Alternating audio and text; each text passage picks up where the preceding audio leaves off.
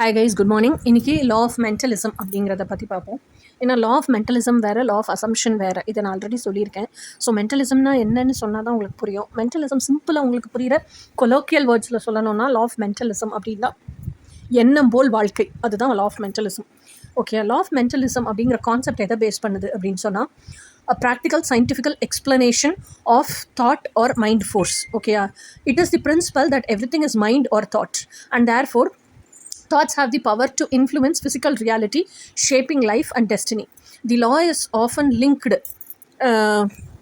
to the idea that by controlling one's mind through discipline and focusing on positive thoughts, one can achieve goals, manifest desires, and overcome all the difficulties அப்படிங்கிறது தான் சொல்லுது. ஆக மொத்தத்தில் சிம்பிளான விஷயம் நம்ம எப்படி புரிஞ்சுக்கிறோம்னா, எண்ணம் போல் தான் வாழ்க்கை. நமக்கு என்ன ஆசை இருக்கோ அந்த ஆசையை நோக்கி எண்ணத்தை செலுத்தணும் அப்படின்னு சொன்னால், அந்த ஆசையை நோக்கி நம்மளே டிசிப்ளின் பண்ணிட்டோம், அதுக்காக மார்ச் ஃபார்வர்ட் பண்ணோம், அதுக்காக எஃபர்ட் போடுறோம், ஹார்ட் ஒர்க் பண்ணுறோம் அப்படின்னு சொன்னால் அது கண்டிப்பாக ரியாலிட்டிக்கு வரும் அப்படிங்கிறது தான். ஸோ அந்த மைண்டு தாட்டு, நீங்கள் எதை உள்ளுக்குள்ளே தாட்டாக வச்சுருக்கீங்களோ, சிந்தனையாக வச்சுருக்கீங்களோ, அதை பிரபஞ்சத்துக்கு எனர்ஜியாக நீங்கள் நினைவலைகளாக வெளிப்படுத்த அந்த தாட்டு தான் ரியாலிட்டிக்கு வரும் அப்படிங்கிறது தான் எண்ணம் போல் வாழ்க்கை. ஓகேயா? ஏன்னா where there is a will there is a way. எங்கே நமக்கு நிச்சயம் இருக்குது, ஆம்பிஷன் இருக்குது, டிசையர் இருக்குது, இது எனக்கு வேணுங்கிற பிடிவாதம், வைராகியம் இருக்கும், அங்கே நம்ம 1000 வழிகளை உற்பத்தி பண்ணுவோம், 1000 பாதைகளை உண்டாக்குவோம். இப்படி எல்லாம் போனால் நமக்கு பிடிச்சதை நம்ம வாழ்ந்துடலாம் அப்படின்னு சொல்லிட்டு, அப்போ அந்த 1000 பாதைகளை உண்டாக்குற சிந்தனையும் நமக்குள்ள தான் இருக்குது. அப்போ எண்ணம் போல் வாழ்க்கைங்கிறது அங்கே ரியாலிட்டிக்கு வருது. ஓகேயா? ஸோ இதைத்தான்